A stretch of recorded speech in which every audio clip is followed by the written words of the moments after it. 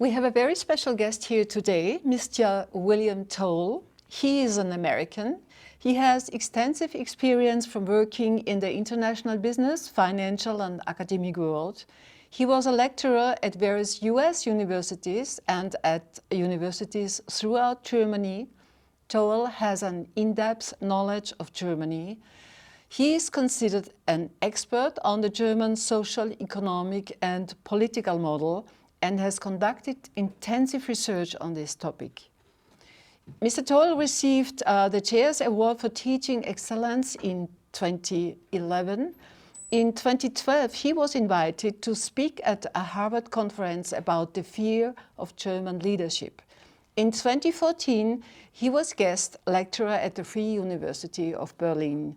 His central message to the Germans is: have more self-confidence, free yourself from self-perception of an evil German, and he is convinced that when the Germans are German again, the world will be healed.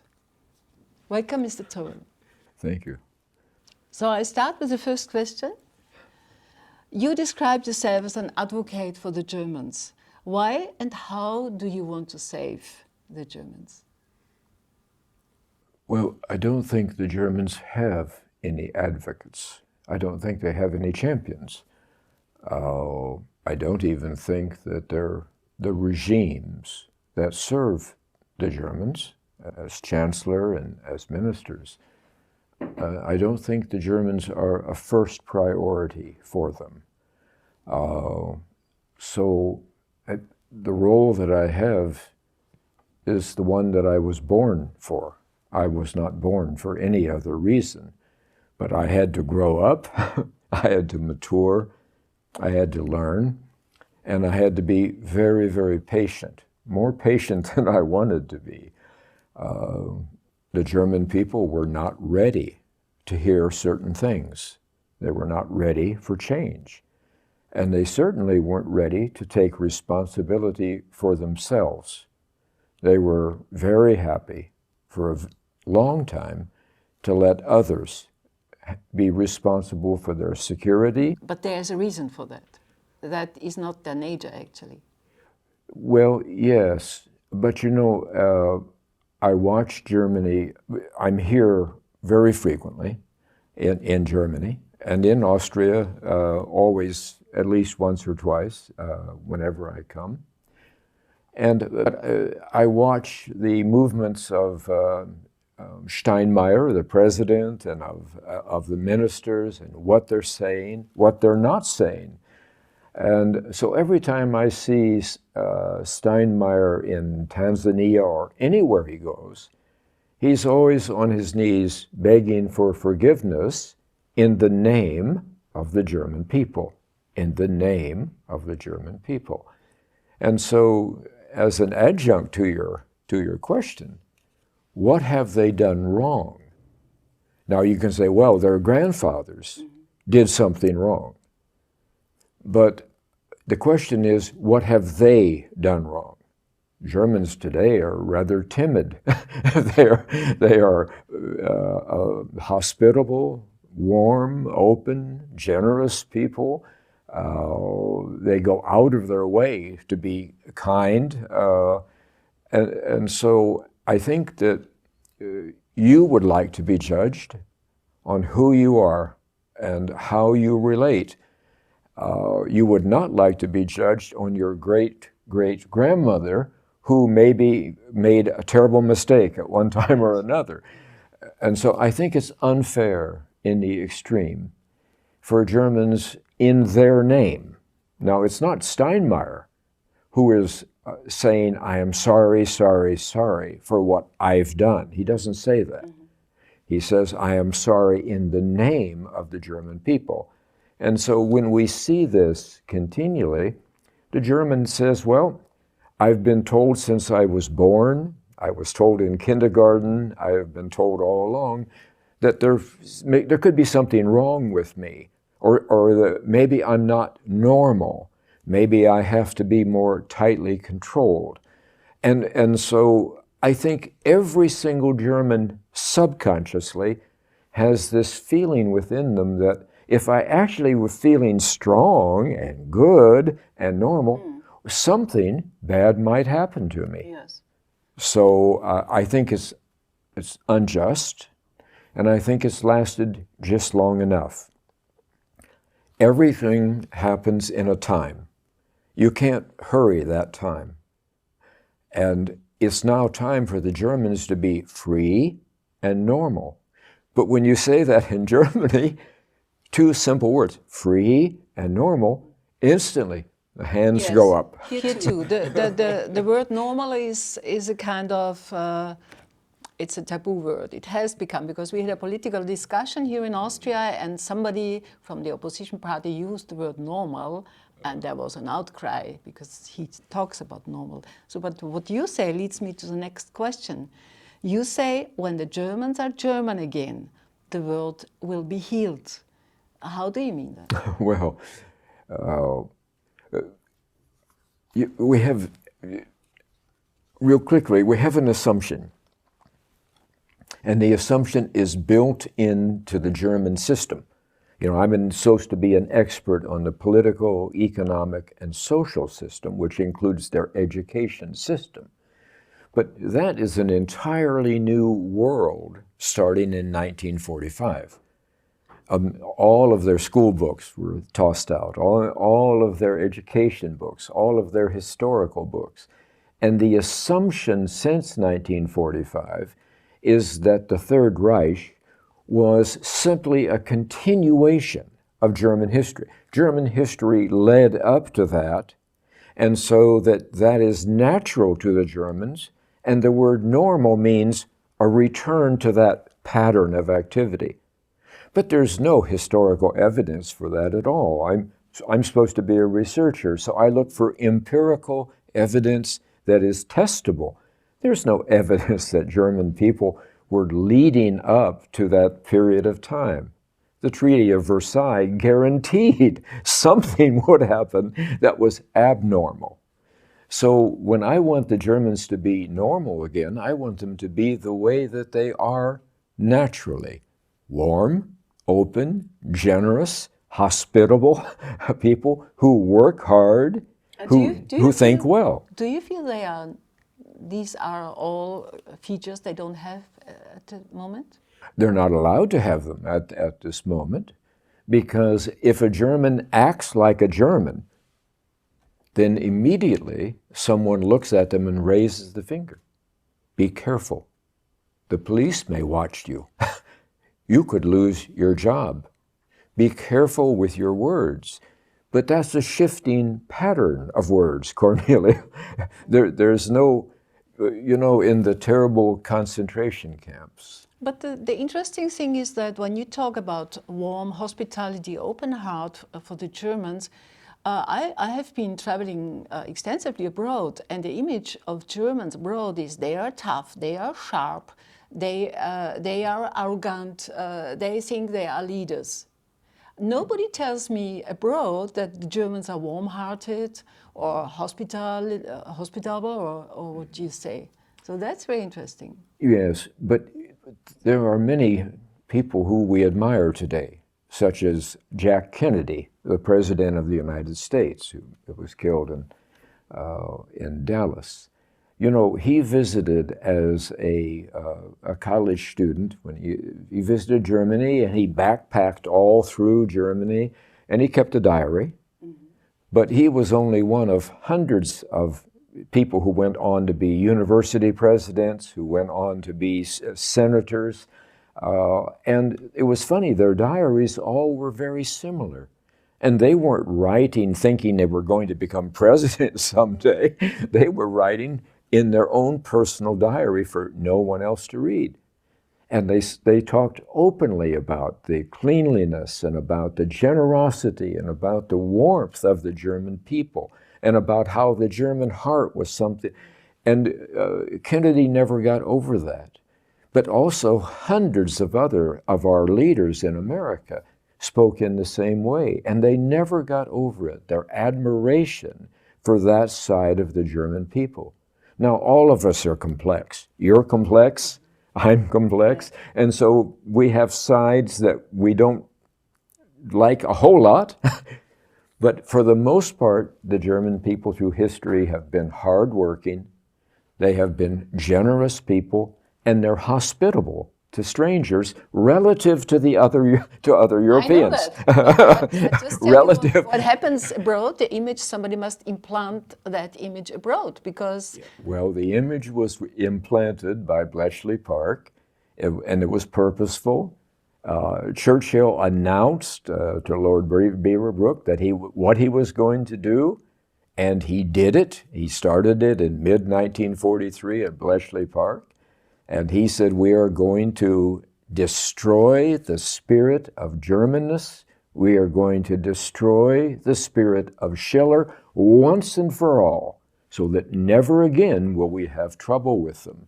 And at Bletchley Park, it was the most sophisticated psychological operation that has ever been done, and it's still done today. So the reputation worldwide of the Germans and the reputation they learn about themselves in kindergarten is something that was created outside of Germany to make sure that they always were a bit confused and certainly never became strong or normal again. But may I ask you, as an American, how are the Germans now perceived in the US? Well, I hate to say this because I love Germans, okay, and but in America, we don't really care much about Germans. We don't think about Germans. We don't necessarily trust Germans because we've been taught not to. But we have the same feeling towards Japanese people. So when I hear what you say is that it means actually the Germans have been trapped in a Stockholm syndrome since 1945. What role does re-education play today, and in what form does it take place from your point of view? I think it's going on today. Oh, it's amazing how they've been able to broaden it and deepen it in generation after generation. And because it is embedded, you know, I have studied extensively the political models all the way back and the education models, social, but also the financial models. What are Germans like when they rule themselves and are not ruled from outside? The majority of laws and the majority of things that affect Germans today are not made in Germany. Germany has nothing to do with them. I don't know what the percentage is, but it's over 60%, maybe higher. Everything is done in Brussels or in Strasbourg or in London or in Washington, D.C., among the 19 largest banks. So Germany today is in a deep re-education to make sure that they are always slightly off balance and that they can never be in unity again. You know, all of the Länder were changed around so that they no longer had a historical nature, but now they were cross-cut for political reasons, for many reasons. So the Germans today are basically confused about the simple questions that you and I don't have to think about. Who am I? Yes. What does it mean to be German? You know, is there something in me that is not in the other 197 nations in the world that is where there's something wrong, okay?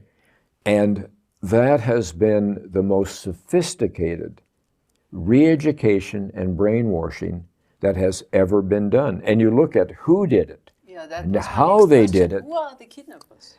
Well, the kidnappers, it started with Churchill's statement, and he made it out loud in Britain. Everyone heard it. We will destroy the spirit of Germanness, the spirit of Schiller, which was, of course, meant to be the extreme of Germanness, nationalism. And we will do so that never again will they be a problem for us. An economic problem, and Germany's always an economic problem for the world when they are themselves. Look at in 1912. The Germans were the export meisters of the entire world. No one could compete with them. People were paying 3 times the price or value to get something made in Germany that they would have something made in Britain or made in America. And then World War I came and that was destroyed, and they said, now the Germans are no longer a trouble for anyone, a problem. 10 years later, who's the export meisters of the world again? Who's the dominant one in the products that matter, where profit margins are? 1933, the Germans are back on top again. This worries people in the world because it cost them money. And every society has to have a cash flow in order to have a military, in order to have social programs, in order to have political stability. So the Germans have been too good, and they are perceived as being arrogant in being too good. Okay, so Churchill said, "We're not going to mess with them anymore." We tried after World War I, they simply came right back to the top again. They were number one. Now we are going to make sure that we turn the German soul against itself, the German tendency to inwardness, to overthinking, to tootling, to constantly deal. We're going to turn this against them in a psychological program that they will never be aware of. So they made them their own enemy. Yes. Yes. And today it is deeper and stronger and broader. If I walked up to a German on the street and said, "Hi, can I ask you a question?" The first thing they would not do is not look me in the eye. They would look over their shoulder. Who's listening to me? Because they're afraid. They're afraid to say anything. They're afraid that their words will be misconstrued or twisted in some way, and then they could lose their job. The police might pay attention to them. Their neighbors in the apartment may not greet them in the morning, but turn their back on them. To this extreme, I haven't realized. I have German friends, of course, and we exchange and we travel here and there. But maybe because we are friends and they think they can trust us because we know each other. But to this extreme, I didn't realize that. Well, Germans live in a sense of fear today. You come to America and people are so open that it shocks, even today. It's shocking. People smile at you. They come up and they ask you, what can I do to help you? Is there any? And there I must contradict. I was in the US the last time in 2019, before the corona pandemic. And I realized one thing, because we have traveled for 20 years to the US 2 times a year. And I realized there is a kind of holding back things and opinions among certain Americans. We could no more speak so open, or we didn't get such an openness anymore, not because they were against us, but they hold back something. And I saw a difference there in the US as well. I agree. We are not the nation that we were 20 years ago. Yes.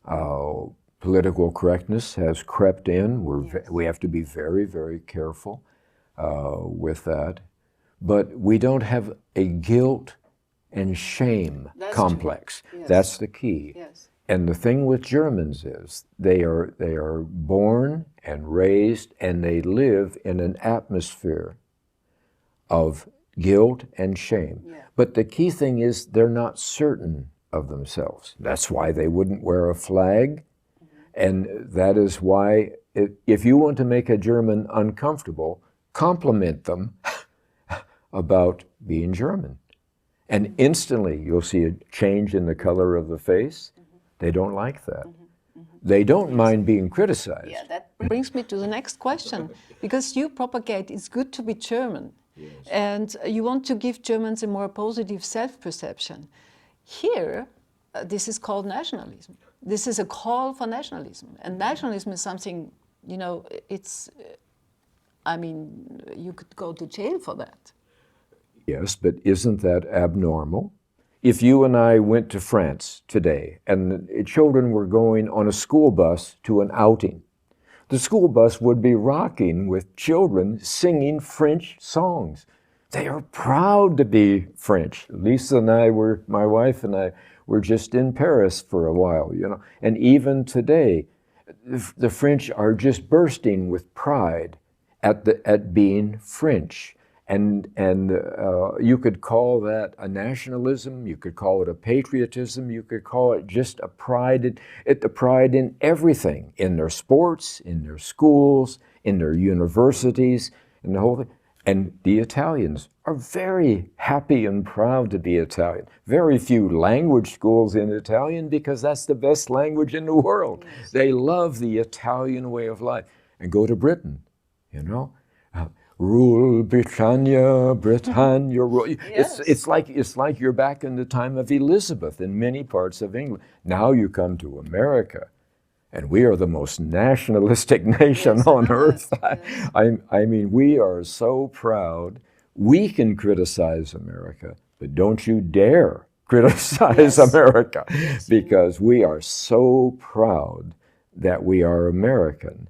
And that somehow we're superior. Well, that is extreme nationalism. The Chinese right now are very nationalistic. We have ran into them in Israel, we have ran into them in different parts of the world, and they sing at the top of their lungs. Yes. So, but then why shouldn't the German act that way? Well, we say, because they have been bad people, they can. But are they bad people today? I don't want to be judged on what my great-grandfather did. He may have been a horse thief, Kornelia. Yes. He may have been a bank robber. But I'm not him. I never even met him. And so I am free to be myself. Every German must be free to be themselves. Now, if there is something wrong with them, let it come out. Then we will know. But there isn't anything wrong with them, which is why it is good to be German. Just like it is good to be Austrian. It is good to be French. It's not a superiority. So you say that the New World Order only has a chance as long as the Germans are happy slaves. Why does everything depend on the Germans? Because a new world order is a new world order, not just a German order, you know? The New World Order has an agenda. Yeah. And anyone in it will be happy to tell you about the agenda. They have conferences all the time that are filmed. And so you can listen to their speakers, and they say, this is how the world should be ordered. This is what will bring peace and prosperity and stability. You know, you own nothing. It's well known now, and you own nothing and be happy. You own nothing and you be happy, and let the government make decisions because the government is wise. But it shouldn't be in a democratically elected government because then there's a chance that something. So it's more of a world government, and a world government of extremely wise, elite, wealthy people. And they became wealthy and wise because they were special and they have a right to make decisions, okay?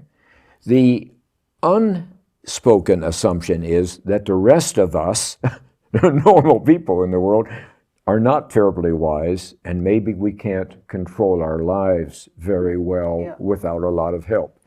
When Germans are Germans, they are not driven by money.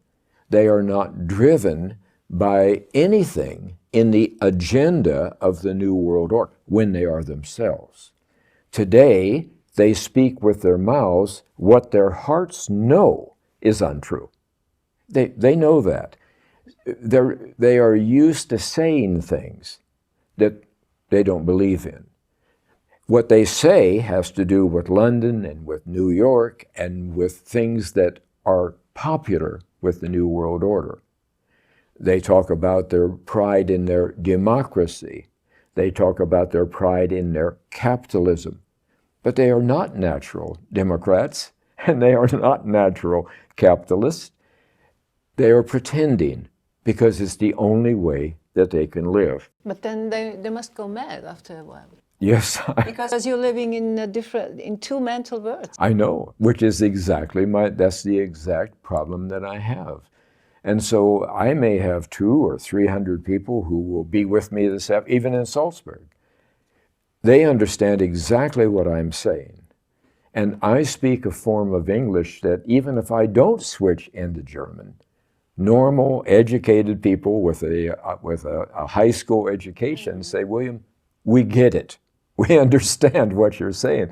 But it also resonates with us. But Kornelia, I hear this, and my wife Lisa hears it every day, okay? You are the only one in Germany who's allowed to do what you do. You're the only one. There is no other Williams in Germany. But still, my question is, if it's a new world order, is German such a key element that when the Germans are healthy again, that the new world order would be different or not, could not take place as it It would have to adapt to the Germans, because when the Germans are Germans, they will rise to their natural place. They are creative, they are innovative. If you give them a task to do, they are consumed by the task, almost to an extreme, and then it's never done. They're always improving it, always working on it, always thinking about it. And so if they're allowed to be themselves, they become an alternative to the New World Order that the people in Africa, in Asia, in South America, in Latin America, who are looking for a peaceable way to have economic growth, they have now the New World Order agenda. They say that's one alternative. But there's also another alternative, the German model. So do you think that the German then is kind of so special that that the New World Order would not take place or would look very different? Because the Chinese are also productive people. They have their ways of thinking going and so on. Why is it only the Germans?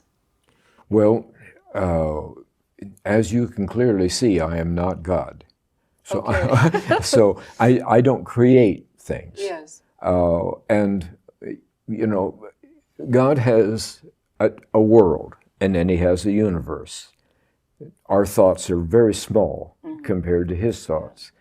It's not that the Germans are superior to anyone, but they are different than other nations. They have a different way of formulating their thoughts. Their minds are wired differently. They have a different way of even speaking with each other. Their language, which is also your language, has a special preciseness to it that doesn't exist in other languages.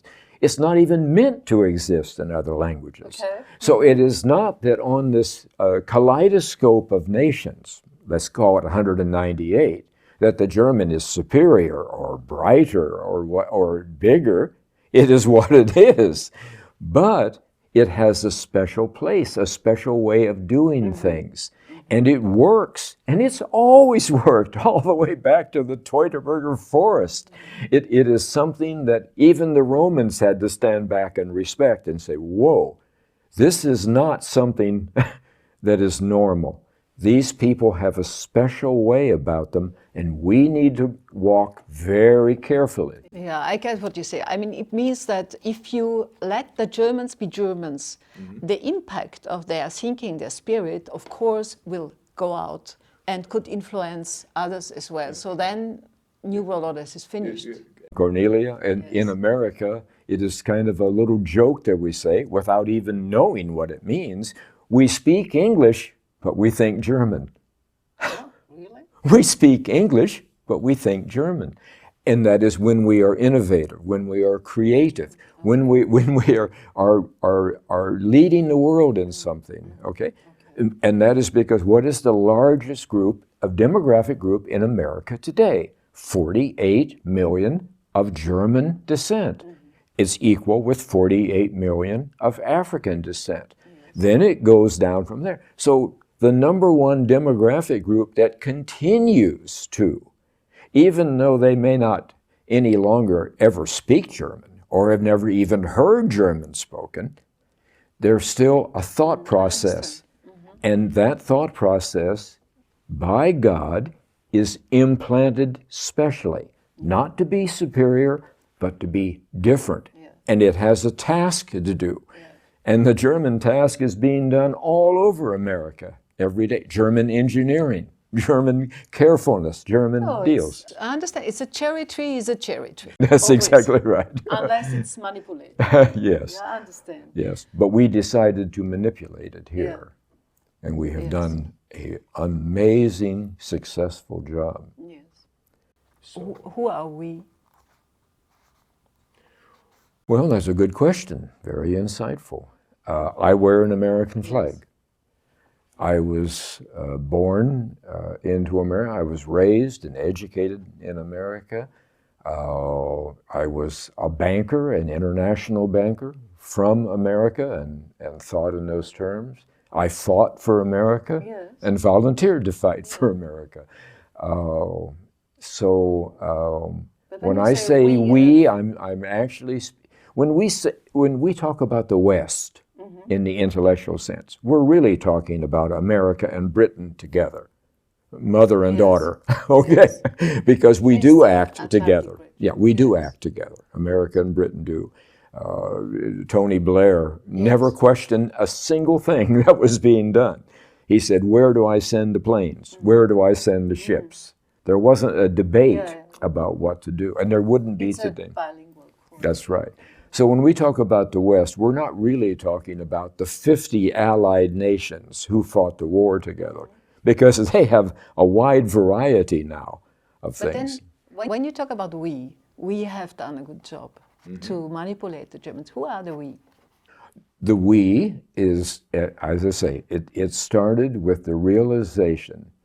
It goes back to the Morgenthau Plan. Okay. You know, Morgenthau lived next door to Franklin Roosevelt. They were neighbors. They were also very close friends. They had meals at each other's house. Roosevelt's mother was very close to the Morgenthau family, to the mother and father there. So these were two prominent families in America who were basically entwined. At the end of the war, not only did Churchill agree, not only did Stalin insist, but Roosevelt also said, the Morgenthau Plan I will sign off on, which means Germany has to be destroyed as a nation. Now, Churchill said the mind has to be destroyed. The spirit has to be destroyed. The Sinn und die Seele has to be destroyed so that never again can they cause trouble. That's his words, not my words. But Roosevelt and Morgenthau said in the plan, which Roosevelt signed with his own signature, Germany has to be split up, physically destroyed. All of the equipment has to be taken out. It has to be turned into a pasture land. The people need to be exported to other places so they can no longer be in unity. So the we was basically the World War II people who had survived through that, and the one thing they had in common agreement is, never again will the Germans be strong. So now we have a different situation in Europe. We have the European Union. And to me, European Union is not Europe. It's a construction that has been formed above Europe. So what role does the EU play and the connection to the US? Because critical voices say that the EU is actually a long arm of the US. And Brussels is not deciding what they do, but there are coming orders from another side. Cornelia, one of the great secrets that I could share with you is that no one on earth realizes how powerful we are, the U.S. No one realizes it. We can say, oh yes, they are dominant in the WTO, they're dominant in the IMF, of course they're dominant in the United Nations, of course they're dominant in the World Bank, and what America wants, America gets, but that's always said with a little bit of a smile, okay? But you don't realize we have troops, active troops in over 100 of 190 countries. And sometimes, a few years ago, we were in 116 of 190. And so people feel that. They see the tanks, they see the equipment, they see the American soldiers well fed and big with a huge American flag on their deal. And they know that that is the world's security, like Germans and Austrians know. We are not safe from Russian tanks other than America makes us safe from tanks. Yeah. So, but no one realizes how deep our tentacles go into every aspect, into culture. You and I could go anywhere in Germany you please for lunch today. What music would we hear? Yeah. We'd hear 1980s American music. Who would be, if there were any pictures on the wall in Berlin, who would they be? Marilyn Monroe, Humphrey Bogart, Elvis Presley, and the whole bit. The culture, what are we wearing? Even German wealthy business people are wearing Levi jeans. Yeah. What happens in Brussels then? What happens in Brussels then? I mean, who is the conductor? Brussels is a construct. It is something that's necessary as part of the facade. Okay? Brussels does nothing without a nod from America. You cannot build a dam in Uganda, okay, over to have electric power without a nod from America, because there's no money available to you. There's 19 major international banks in the world. They are all headquartered in New York and London, and they move back and forth seamlessly. When they had the Concorde, they moved back and forth from lunch to supper.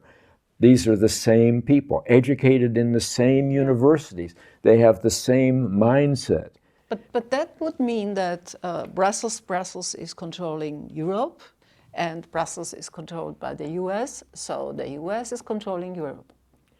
Well, we certainly know, and if Donald Trump were here, and he, you know, we write him off now, he's a clown, and he had his time, and now, you know, Kamala Harris will take Joe Biden's place sometime, and that will, but you can't write Donald Trump off, because nearly half the country likes the guy, so you can't write him off. So if Donald Trump were here, he would say, there's no need for NATO. It's a joke.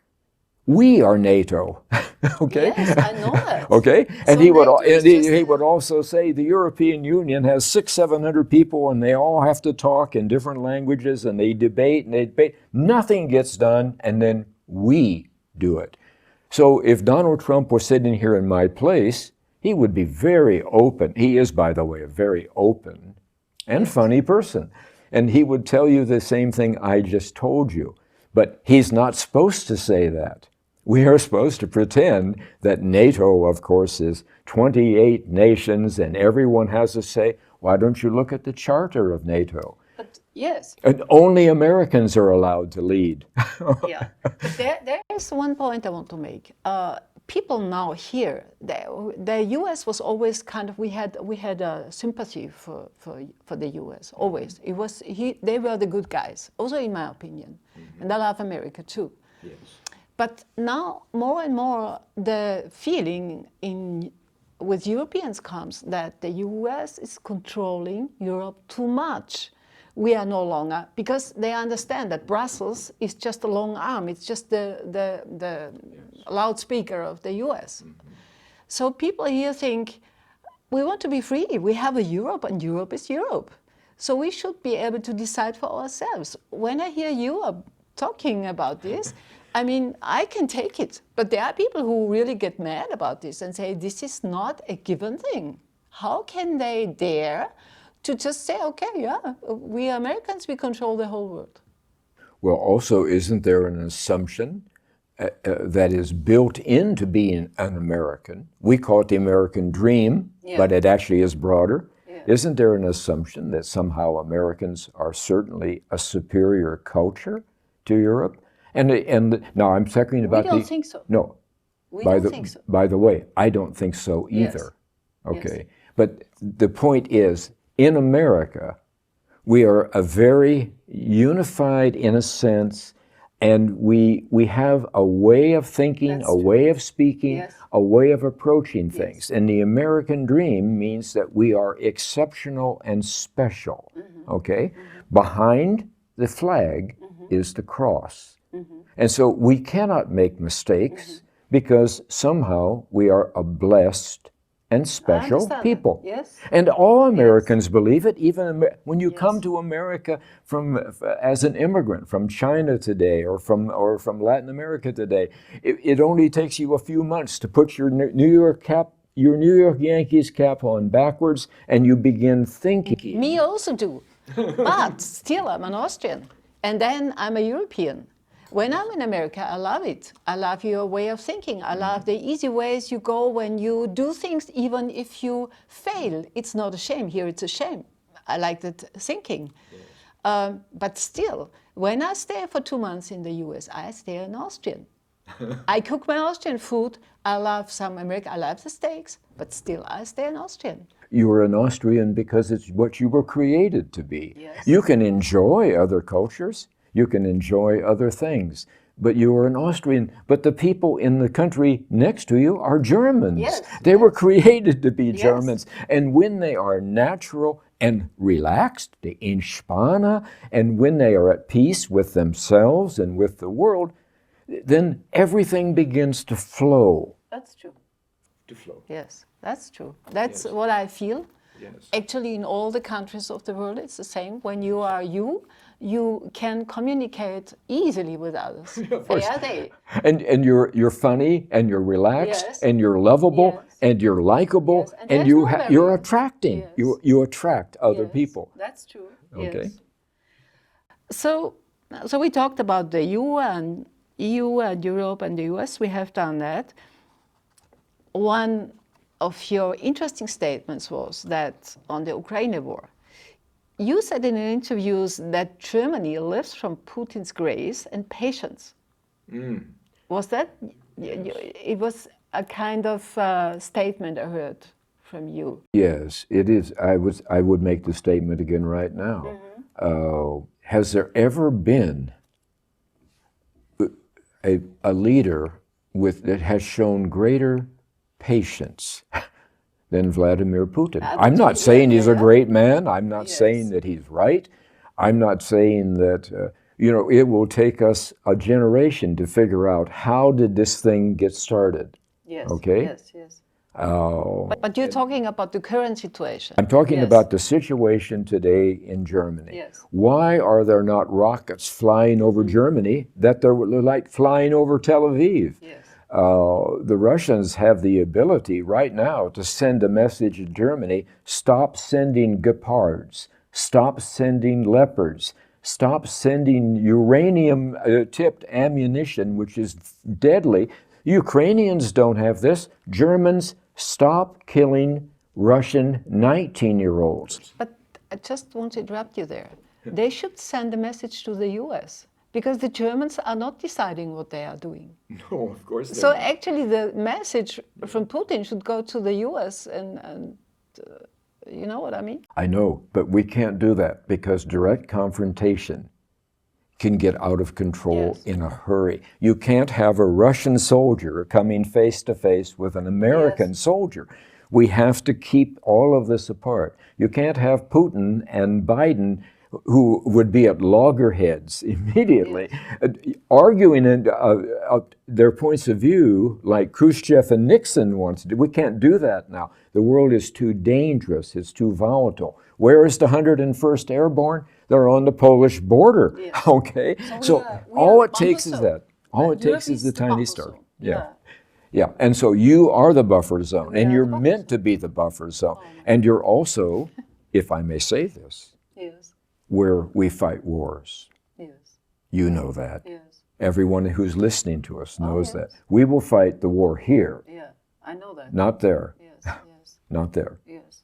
That's one of the frustrating things. We understand that now. We didn't for a long time, but I would say more people now understand that we are the war zone in Europe between its geopolitical thing, you know? Yes. And by the way, if I may say this, it's another secret, but when you grow up in America I don't care what 50 states you grow up in. You are taught from mother's milk that Russia is the evil empire. You're taught that. And I've taught in the universities for over 34 years, and every textbook I have, whether undergraduate or graduate students, when it comes to geopolitics, there's a whole chapter on how evil Russia is and how evil the Russian people are. So we grow up, it is natural. We don't question it. Russia is our enemy. I know that. They have to be destroyed. And if we have to use the Germans to destroy them, or if we have to use European Union to get out front, because American mothers don't want casualties. You can't stay in office when you're all of a sudden the casualty list of American young men and women is growing like crazy. Americans won't put up with it, like Vietnam. They won't put up with it. So, but do we care how many Austrians die? But then are you not in a dilemma? You are speaking for the Germans, you want them to be German again. On the other hand, you as an American, you are taught and fed with a spoon that, okay, if we have to sacrifice for our country, for America, we sacrifice Europe, no problem. Yeah, and by the way, I want you to understand that it is no problem for us. I know. Okay, we are not thinking about your life. For you personally, you are here, you're speaking for the Germans, but on the other hand, you understand the US thinking that Europe will be sacrificed. I have to understand the US thinking. I also have to understand the Russian thinking. And I have to also understand why is the European Union, what does it exist? What's happening in Brussels? I have had to spend my whole life studying in depth, on the scene.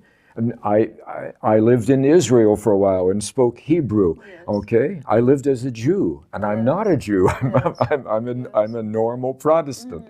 But I have to go all these places, and I have to live, and I have to feel, and I have to deal. But in the end, I was born to set Germans free. I was not born simply to be another of 390 million Americans. My heart is for the Germans. Yes, but you should tell that to the US people there who would sacrifice Germany or whatever. There's no one in the US who's willing to listen to that. But I have earned the right to speak to them because I fought for them. That's how you earn the right in America. You want to be inside, then you put on a uniform and you fight. Okay, we are a martial nation. We're all over the world. True. But now, the current conflict in Israel and the Hamas, how would you assess that? Is that a created conflict to achieve something else, which is not apparent now? Or? No, it's all a matter of human dignity. Everything's a matter of human dignity. Humans are not animals. They can't be treated like animals. So the Versailles Treaty said Germans are animals. They are not worthy to be treated as people anymore. And so they were repressed and held down. But what happens when you repress a person and you hold them down and you say, you have no future, your income has to go to others, you are subject to starvation. How many Germans died after World War I?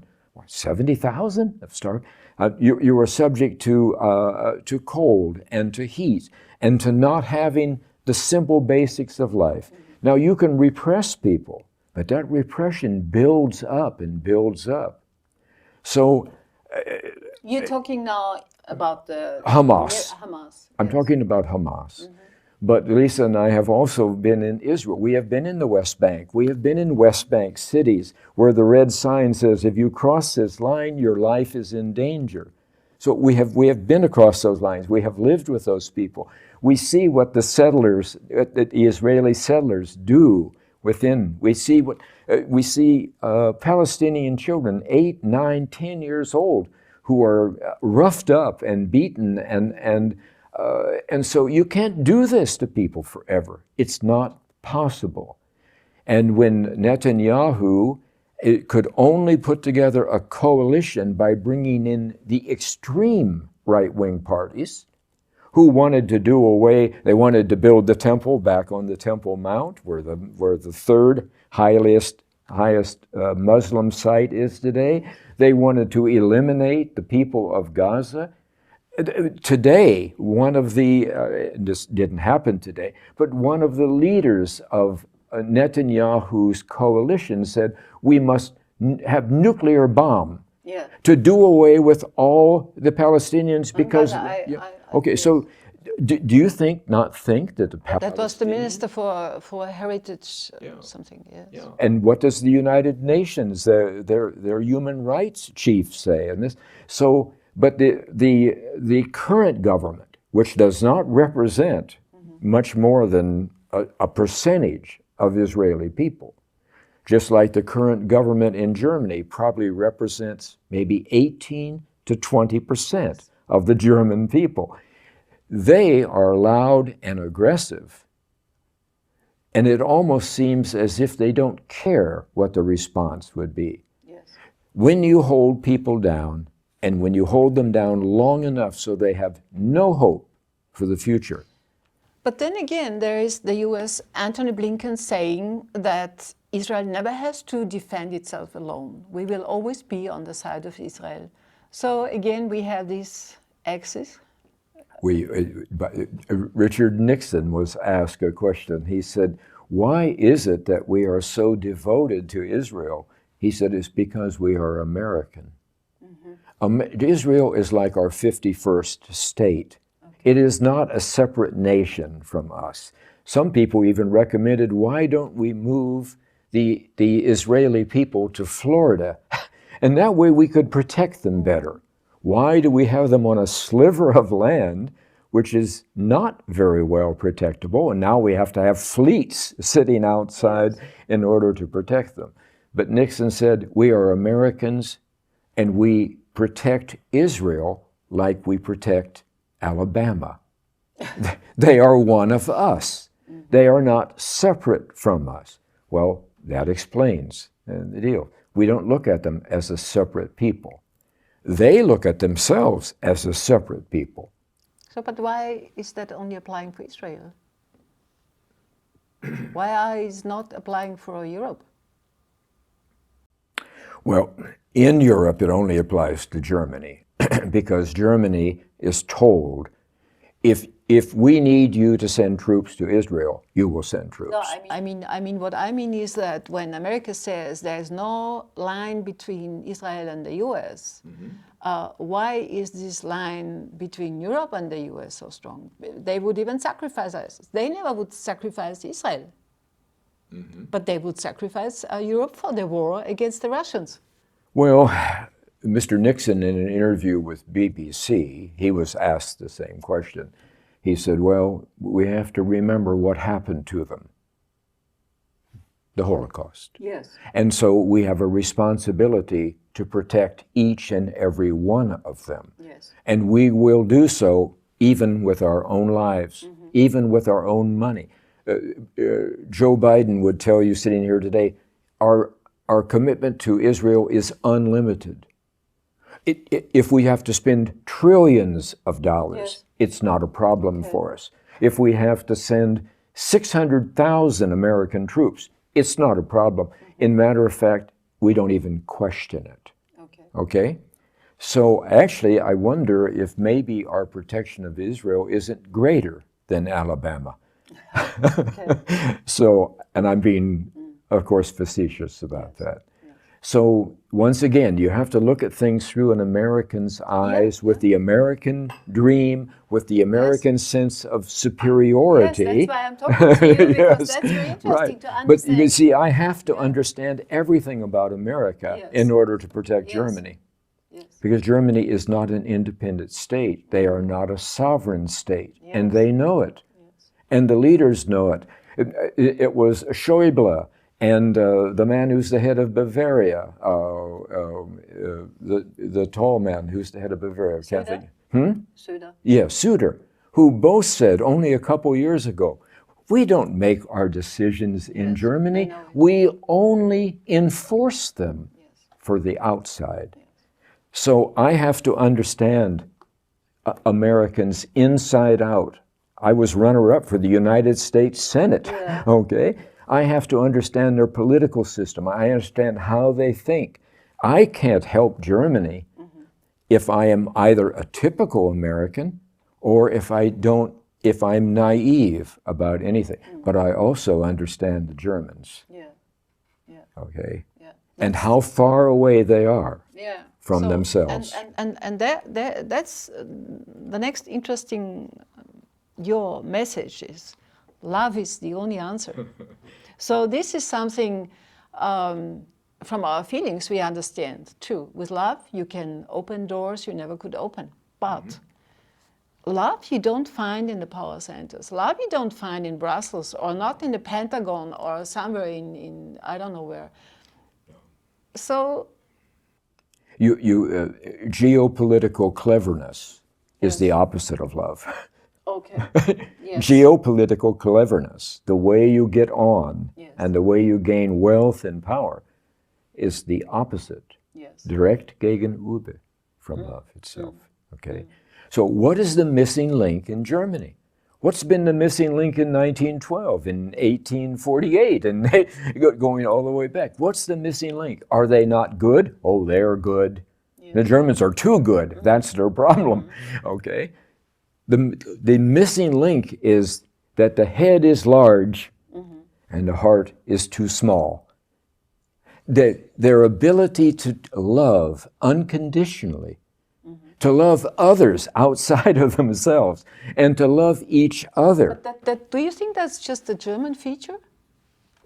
I think that's, love is love. So there is not, maybe not a country where people love more and better than in any other country. Love is love. I think the Germans, because of their history, their long history, because of their nature, because of how they approach problems, the obsessiveness, okay?